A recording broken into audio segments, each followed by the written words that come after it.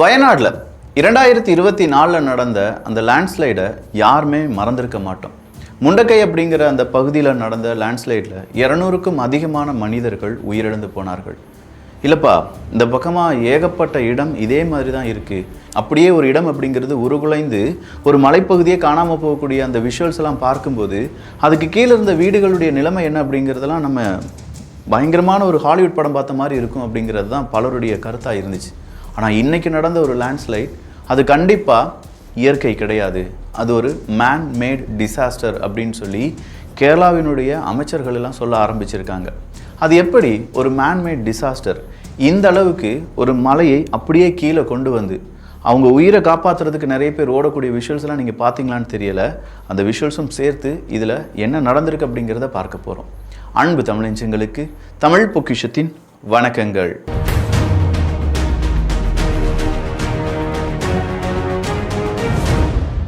வயநாடு அப்படின்னு சொல்லக்கூடிய அந்த பகுதியை நீங்கள் எடுத்து பார்த்தீங்கன்னா கேரளாவில் சுற்றுலாவுக்கு சிறப்பான ஒரு பகுதி, மலைப்பாங்கான ஏரியா, நிறைய இயற்கை வளங்கள் இருக்குது அப்படின்னு சொல்லி நம்ம எல்லாருமே சொல்லி கேள்விப்பட்டிருப்போம். நம்முடைய பக்கெட் லிஸ்ட்டில் வயநாடு இருப்பதற்கான வாய்ப்புகளும் இருக்குது. ஆனால் அப்படிப்பட்ட வயநாட்டில் எல்லா இடங்களும் சேஃபான இடமா அப்படின்னு கேட்டால் கிடையாதுன்னு சொல்கிறாங்க. நிறைய மலைப்பாங்கான இடம் எப்போ வேண்டுமானாலும் உருண்டு கீழே வந்துடலாம், அதாவது பெரிய நிலச்சரிவு ஏற்படக்கூடிய அபாயம் இருக்கக்கூடிய பகுதிகள் தான் அப்படின்னு சொல்கிறாங்க. செஸ்மிக் 3 வகையான அந்த நிலநடுக்கம் ஏற்படக்கூடிய வாய்ப்புகள் இருக்கக்கூடிய பகுதிகளும் இந்த வயநாட்டில் இருக்குது என்பதும் குறிப்பிடத்தக்கது. அப்படிப்பட்ட வயநாட்டில் தான் இன்றைக்கி மறுபடியும் ஒரு நிலச்சரிவு அப்படிங்கிறத நம்ம பார்க்குறோம். அந்த விஷுவல்ஸ் உங்களுடைய பார்வைக்காக.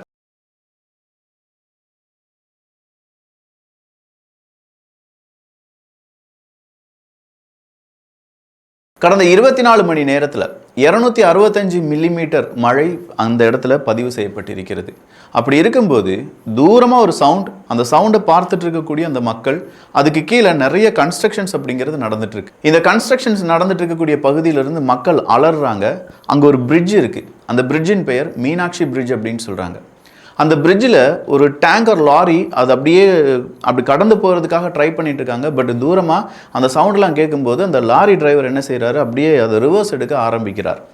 அந்த நேரம் நம்ம முன்னாடி பார்த்துட்டு இருந்த ஒரு பெரிய மலை அப்படியே நிலமாக மாறி சரிந்து கீழே விடுறதை பார்க்க முடியுது. வித்தின் ஃப்ராக்ஷன் ஆஃப் செகண்ட்ஸ் அந்த இடத்துல அலறிக்கொண்டிருந்த மனிதர்கள் மீது அதில் இருந்த சகதி, பாறை இது எல்லாமே அப்படியே விழுந்து இந்த டேங்கர் லாரி இருக்குது பார்த்தீங்களா, அந்த லாரியும் கடந்து அப்படியே அந்த லாரியை அடிச்சுட்டு அது கீழே ஒரு 3 பேர் கீழே விழுறாங்க. இன்னும் 2 பேர் அங்கே இருக்கக்கூடிய ஒரு ஆட்டோ, அங்கே இருக்கக்கூடிய ஒரு வண்டி இப்படின்னு சொல்லி எல்லாமே டோட்டல் டேமேஜாக மாறக்கூடிய விஷுவல்ஸ் தான் நம்ம பார்த்துருப்போம். என்ன சக்தியாக இருந்தாலும் இயற்கை முன்னாடி மனிதனால் ஒன்றுமே செய்ய முடியாது அப்படிங்கிறதுக்கு பல எக்ஸாம்பிள்ஸை நம்ம பார்த்துருக்கோம். அதே மாதிரியான ஒரு நிலச்சரிவாக இதை நம்ம பார்க்கலாமா அப்படின்னு கேட்டால் இல்லை, இது ஒரு மேன்மேடு டிசாஸ்டர் அப்படின்னு சொல்கிறாங்க. அது எப்படி இது ஒரு மேன்மேடு டிசாஸ்டர்? இங்கே ஒரு ட்வின் டனல் அப்படிங்கிறது செய்யக்கூடிய ஒரு வேலையில் தான் கேரள அரசாங்கம் ஈடுபட்டிருக்காங்க. இந்த ட்வின் டனல் அப்படிங்கிறது இந்தியாவிலேயே 3வது அதி நீளம் கொண்ட ட்வின் டனலாக இருக்க போகுது அப்படிங்கிறதும், கேரளாவில் மிக நீளமான ஒரு டனலாகத்தான் இந்த டனல் இருக்கும் அப்படிங்கிறது தான் கேரளா அரசாங்கம் கொடுத்துருக்கக்கூடிய விளக்கம். அப்படின்னா இந்த ட்வின் டனல் அப்படிங்கிறத செய்வதற்கான அந்த ஒப்பந்தம் யாருடன் கேரள அரசாங்கம் பகிர்ந்திருக்கிறார்கள் அப்படின்னு கேட்டால் KRCL அப்படின்னு சொல்லக்கூடிய கொங்கன் ரயில்வே கார்பரேஷன் லிமிடெட் அப்படிங்கிறது தான். இந்த கொங்கன் ரயில்வே கார்பரேஷன் லிமிடெட் பொதுவாக இங்கே இந்த பக்கம் கேரளா பக்கம்லாம் அதிகமாக அவங்களால ப்ராஜெக்ட் இல்லைனாலும் இந்த ட்வின் டனலை தோண்டக்கூடிய வேலைகளை KRCLக்கு தான் கொடுக்குறாங்க. இந்த KRCLனுடைய வேலை என்னன்னா, அனங்கம்போயில் மேப்பாடி அப்படிங்கிற இடத்துல லாங்கஸ்ட் ரோடு டனல் அப்படிங்கிறத செய்யணும். 3rd லாங்கஸ்ட் இன் இந்தியா அப்படிங்கிற இந்த டனலை தோண்டுவது அப்படிங்கிறது அவங்களுடைய வேலை. ஆனால் இந்த டனல்லேருந்து எடுக்கப்பட்ட மட்டு இருக்குது பார்த்தீங்களா, அது சகதி அப்படின்னு நம்ம சொல்லுவோம் பாருங்கள். அந்த மண்ணும் கற்களும் தண்ணீரும் சேர்ந்த அந்த கலவை எல்லாத்தையுமே இவங்க சேஃபான ஒரு இடத்துல டிஸ்போஸ் பண்ணலை. இவங்க சேஃப் இல்லாமல் அதுக்கு கீழேயே டிஸ்போஸ் பண்ணி, அதாவது அந்த மலை அடிவாரத்துக்கு கீழேயே டிஸ்போஸ் பண்ணி வச்சுருக்காங்க. அப்படி டிஸ்போஸ் பண்ணது அப்படிங்கிறது சரியாக அந்த சயின்டிஃபிக் எவிடன்ஸோடு அவங்க எதுவுமே ஸ்டடி பண்ணாமல் ஏனோ தானோன்னு இந்த ப்ராஜெக்டை செஞ்சுருக்காங்க அப்படிங்கிறது தான் இன்னைக்கு அங்கே இருக்கக்கூடிய ஒரு அமைச்சர் குற்றச்சாட்டாக சொல்கிறார். ஸோ Zone 3 செஸ்மிக் ஆக்டிவிட்டியில் இருக்கக்கூடிய ஒரு பகுதியில் இந்த மாதிரி ஒரு டனல் தோண்டும் போது அந்த டனலுக்கான ப்ரிகாஷன்ஸ் அப்படிங்கிறத அவங்க எடுத்திருந்தாங்களா அப்படிங்கிறது ஒரு கேள்வியாக இருக்குது. அந்த கேள்விக்கு மத்தியில் அந்த மலை அடிவாரத்துக்கு கீழேயே நிறைய நபர்களுடைய வீடுகள், அதாவது அந்த மலையில் அந்த ட்வின் டனல் ஏற்பாடு செய்ய வேண்டிய தொழிலாளர்கள் அப்படிங்கிறவங்க தங்க வைக்கப்பட்டிருந்தார்கள். ஸோ அதுவே ஒரு பெரிய பிரச்சனை தான். ஏன்னா கண்டிப்பாக தெரியும், மழை அப்படிங்கிறது இப்போ கேரளாவில் ரொம்ப பீக்காக போயிட்டுருக்கு. அதுவும் குறிப்பாக சில மாவட்டங்கள் நம்ம எடுத்து பார்த்தோம்னா ரெட் அலர்ட் தான். இப்போ மறுபடியும் நீங்கள் எடுத்து பார்த்தீங்கன்னா இதே மலப்புரம் கோழிக்கோடெலாம் எடுத்து பார்த்தா அங்கே எல்லாருமே என்ன செய்கிறாங்க, அங்கே வந்து நீங்கள் ரெட்டு இல்லாட்டி எல்லோ அப்படின்னு சொல்லி ஒவ்வொரு சிக்னலாக கொடுத்துக்கிட்டே இருக்காங்க. தமிழ்நாட்டில் அதிகமாக மழை இல்லை அப்படிங்கிறது மட்டும்தான் நமக்கு தெரியுது. ஆனால் இந்த எல் நினோ அது கூடவே இருக்கக்கூடிய அடுத்த கட்ட நகர்வு அப்படிங்கிறதெல்லாம் கேரளாவில் 7% அளவுக்கு மழைப்பொழிவு கம்மியாக இருந்துச்சு. ஆனால் கடந்த 24 மணி நேரத்தில் சில மாவட்டங்களில் இதுவரையிலும் பெய்யாத அளவுக்கான மழைப்பொழிவை பதிவு செய்திருக்கிறது அப்படின்னு சொல்லலாம். அப்போ இது வந்து ஒரு ஃபர்ஸ்ட் ஸ்டேஜ் தான். இந்த ஸ்டேஜில் இந்த மாதிரியான ஒரு நிலச்சரிவை யாருமே எக்ஸ்பெக்ட் பண்ணலை. ஆனால் இந்த எக்ஸ்பெக்ட் பண்ண அந்த ஒரு நிலச்சரிவு அப்படிங்கிறது அங்கே வேலை செய்யக்கூடிய நபர்களை பாதிக்கும் அப்படிங்கிறத இந்த ப்ராஜெக்டை டிசைன் பண்ணி கொடுத்தவர் சொல்லியிருந்தார். அந்த மலை சாதாரண மலை கிடையாது, அது ரொம்ப வீக்காக இருக்குது. அப்படி வீக்கான மலையில் நீங்கள் டனல் அப்படிங்கிறது தோண்டும் போது அங்கே பிரச்சனைகள் வரலாம். அதனால் மலை அடிவாரம் அப்படிங்கிறது எப்போதுமே பாதுகாக்கப்பட்ட இடமாக இருக்க வேண்டும் அப்படின்னு சொன்னாங்க. அதை காதில் வாங்காமல் தான் இந்த வேலைகள் எல்லாமே செய்திருக்கிறார்கள். அதுலேயும் அதுலேருந்து வெளியேற்றக்கூடிய அந்த மட்டை அங்கே சாதாரணமாகவே கொட்டி வச்சுருக்காங்க. இது எல்லாம் சேர்ந்து தான் இந்த டிசாஸ்டருக்கு காரணம் அப்படின்னு சொல்கிறாங்க. இதுவரையிலும் 3 நபர்கள் உயிரிழந்தார்கள் அப்படின்னு சொல்லப்படுது. 8க்கும் அதிகமான நபர்கள் காயமடைந்தார்கள் அப்படின்னு சொல்லப்படக்கூடிய செய்திகள் வெளியாகின்றன. இதிலிருந்து கேரளாவில் மறுபடியும் ஒரு பிரச்சனை என்னென்னா, வயநாட்டில் அடிக்கடி லேண்ட்ஸ்லைடு நடக்குது. எனவே டூரிசம் அப்படிங்கிறது இதனால் பாதிக்கப்படுமோ அப்படிங்கிற ஒரு அச்சம் இருக்குது. ஆல்ரெடி 2 இடங்களில் இதே மாதிரியான இந்த நிலச்சரிவு காரணமாக டூரிசம் அப்படிங்கிறது கேரளாவில் ரொம்பவே சரிந்தது. ஒன்று மூணார் பகுதி, இன்னொன்று வயநாடு பகுதி அப்படின்னு சொல்லலாம். அது 2024. அதன் பிறகு சகஜ நிலைமைக்கு கேரளாவினுடைய அந்த சுற்றுலாத்துறை மறுபடி மீட்டெடுத்து ஒன்றும் பிரச்சனை கிடையாது, இங்கே லேண்ட்ஸ்லைட்ஸ்லாம் அதிகமாக இல்லை, அந்த ஏரியாலலாம் நாங்கள் டிஃப்ரென்ஷியேட் பண்ணிட்டோம் அப்படின்னு சொல்லி ஏகப்பட்ட இடத்துல நிறைய விஷயங்கள் நிறைய செய்திகளாக வெளியிட்டார்கள். ஆனால் இப்போது கேரளாவினுடைய முக்கியமான ஒரு ப்ராஜெக்ட், அதுவும் கேரளாவினுடைய லாங்கஸ்ட் டனல் அப்படின்னு சொல்கிறாங்க, இந்தியாவினுடைய 3வது லாங்கஸ்ட் டனல் அப்படின்னு சொல்லும்போது அதுலேயே இவ்வளோ பெரிய ஒரு லேண்ட்ஸ்லைடை பார்த்த பிறகு இந்த டனல் எவ்வளவு ஸ்ட்ராங்காக இருக்க போகுது அப்படிங்கிற ஒரு கேள்வியும் அது உருவாக்கி இருக்கிறது.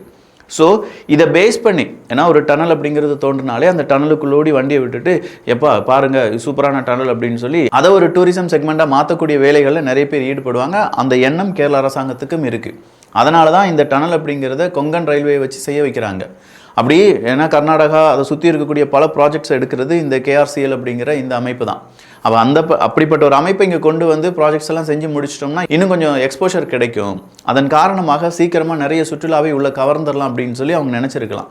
ஆனால் அதில் ஏற்பட்ட இந்த பாதிப்பை தீர விசாரிக்க வேண்டும் அப்படின்னு சொல்லி இப்போது கேரளாவிலிருந்து குரல்கள் அப்படிங்கிறது உயர ஆரம்பிக்கிறது. இப்போ தான் மழைப்பொழிவே ஆரம்பிச்சிருக்கு. இப்போ ஜூலை மாதம் ஆனது தான் உண்டு. இனி ஜூலை, அடுத்தது ஆகஸ்ட், செப்டம்பர், அக்டோபர், நவம்பர் வரை மழை பெய்து கொண்டே இருக்கும் கேரளாவை பொறுத்த வரைக்கும். அப்படி இருக்கும் பட்சத்தில் இதே மாதிரியான பல பிரச்சனைகளை கேரளா சந்தித்தது. இன்னும் ஒரே ஒரு லேண்ட்ஸ்லைடு அப்படிங்கிறது கேரளாவிலேருந்து உருவாச்சு அப்படின்னா அது என்டையர் கேரளாவினுடைய சுற்றுலாத்துறையை பாதிக்கும் அப்படின்னு சொல்லி குரல்கள் வலுக்க ஆரம்பித்திருக்கிறது. அப்போ கேரள அரசாங்கம் இந்த முன்னெச்சரிக்கை நடவடிக்கையாக எந்தெந்த இடத்துல மக்கள் வாழ தகுதியற்ற இடங்கள் இருக்கின்றன அதை கண்டுபிடிச்ச மக்களை அப்புறப்படுத்த வேண்டும் அப்படிங்கிற ஆர்டரை கொடுத்துருக்காங்க. தேவையான நபர்களுக்கான உதவிகள் செய்யப்படும் அப்படின்னு சொல்லியிருக்காங்க.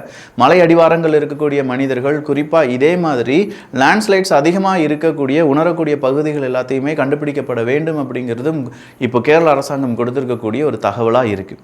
இது கேரள அரசாங்கத்துக்கான ஒரு பதிவு மட்டும் கிடையாது. இதே மாதிரி ஏகப்பட்ட இடத்துல நம்முடைய ப்ராஜெக்ட்ஸ் அப்படிங்கிறது மனிதர்கள் உயிர் வாழ்வதற்கு இல்லாட்டி மனிதர்களுடைய உயிருக்கு ஆபத்து இருக்கக்கூடிய பகுதிகளில் நம்ம செய்யக்கூடிய ப்ராஜெக்டை எப்படி நம்ம கண்காணிக்க போகிறோம் அப்படிங்கிறதுக்கான மிகப்பெரிய ஒரு கேள்வியாக இது மாறி இருக்குது. இன்றைக்கி அதில் 3 பேர் தானே இறந்துருக்காங்க, நிறைய உயிர் ஆபத்துகள் இல்லைல்ல அப்படின்னு சொல்லி ஈஸியாக நம்ம போயிடலாம். ஆனால் ஒருவேளை இந்த டனல் ப்ராஜெக்ட்ஸ் எல்லாம் சக்ஸஸ் ஆகி அங்கே ஒரு ஒரு ஒரு 10 வண்டி போயிட்டு இருக்கும்போது அந்த 10 வண்டிலையும் டூரிஸ்ட் எல்லாருமே இருக்காங்க, ஒரு வண்டியில் ஒரு 40-20 பேர் வச்சு பார்க்கும்போது ஒரு 200 பேர் இருக்காங்க. அந்த நேரத்தில் இதே மாதிரி ஒரு லேண்ட்ஸ்லைடு ஏற்பட்டிருந்தால் அது எவ்வளோ பெரிய ஒரு விபரீதமாக இருந்திருக்கும் அப்படிங்கிறத யோசிச்சு கூட நம்மளால் பார்க்க முடியாது. ஸோ சின்னதாக இருக்கும்போது இயற்கை நமக்கு ஏதோ ஒரு பாடம் சொல்லிக் கொடுத்திருக்கிறது. அதை தாண்டி இனி கேரள அரசாங்கம் அதில் என்னென்ன மாதிரியான மாற்றங்களை கொண்டு வரப் போகிறார்கள், இதே மாதிரியான ஏரியாக்களை கண்டுபிடிக்கணும் அப்படின்னு சொல்கிறத வெளிப்படையாக அறிவிப்பார்களா இல்லையா அப்படிங்கிறதெல்லாம் பொறுத்திருந்து பார்க்கலாம். பட் இப்போது கேரள அரசாங்கத்தை பொறுத்த வரைக்கும் அங்கே இருக்கக்கூடிய அமைச்சர்களை பொறுத்த வரைக்கும் இது ஒரு மேன்மேடு டிசாஸ்டர் அப்படின்னு சொல்கிறாங்க. இதற்கான தீவிர விசாரணை அப்படிங்கிறது செய்யப்பட்டு அதனுடைய இறுதி அறிக்கை அப்படிங்கிறது சமர்ப்பிக்கப்படும் என்பது கூடுதலான தகவல். எப்படினாலும் போன உயிர் போனது தான். இன்னும் அதிகமான உயிர்கள் போகாமல் இருப்பதற்கு இப்போதே முன்னெச்சரிக்கை நடவடிக்கை எல்லா மாநிலங்களும் இது ஒரு எக்ஸாம்பிளாக வச்சு செய்ய வேண்டும் என்பது பலருடைய கோரிக்கை. பார்க்கலாம் எந்தெந்த மாநிலங்கள் முன்னெச்சரிக்கை நடவடிக்கையை செய்ய போகிறாங்க. ஏன்னா நான் மறுபடியும் சொல்கிறேன், இது ஒரு சாதாரண வருஷமாக கடந்து போகக்கூடிய வருஷமாக இருக்க போகிறது இல்லை. எல்னினோன்னு சொல்லிட்டு இன்றைக்கி யூரோப் நாடுகள் எல்லாமே ரொம்ப பரிதவித்து கொண்டிருக்கிறார்கள். கூடுதலான வெப்பம் அப்படிங்கிறத அவங்க அனுபவிச்சுட்டு இருக்காங்க. ஏகப்பட்ட இடத்துல ஹீட் வேவ் அப்படிங்கிறத சொல்லிட்டு இருக்காங்க. 4000-5000 மனிதர்கள் இறந்துட்டாங்க அப்படின்னு சொல்கிறாங்க. இன்னைக்கு நம்ம அங்கே பார்க்குறோம், இன்னும் ஓரிரு மாதங்கள் அது இங்கே வரும். அதாவது அதீத மழை, அதீத வெயில், இதுதான் எல்னினோவினுடைய கான்செப்ட். அப்படி இருக்கும்போது இது ஒரு சூப்பர் எல்னினோ அப்படின்னு சொல்கிற மாதிரி விஞ்ஞானிகள் சொல்கிறது உண்மையாக இருக்கும் பட்சத்தில் இன்னும் ஏகப்பட்ட இயற்கை பேரிடர்களை நாம் பார்க்க வேண்டியதாக இருக்கும். ஸோ எல்லாருமே கொஞ்சம் அலர்ட்டாக இருங்க. இந்த மழை நேரங்களில் மலைப்பகுதியான பகுதிகளுக்கு சுற்றுலா போகிறது அப்படிங்கிறது கொஞ்சம் தவிர்த்து கொள்ளுங்கள். மழையெல்லாம் முடிஞ்சிருச்சு, சேஃபாக இருக்கீங்க அப்படின்னு சொல்லி உங்களுடைய வாழ்க்கையில் நீங்கள் என்ஜாய் பண்ணணும்னு நினச்சிங்கன்னா அந்த நேரம் குடும்பத்தோடு போயிட்டு வாங்க. இல்லை ரிஸ்க் எடுக்கிறதுக்கு நான் தயார்னா தனியாக போயிட்டு வர்றது ரொம்பவே சேஃப். நல்லதை பகிர்ந்து நல்ல சமுதாயத்தை உருவாக்குவோம். நன்றி, வணக்கம்.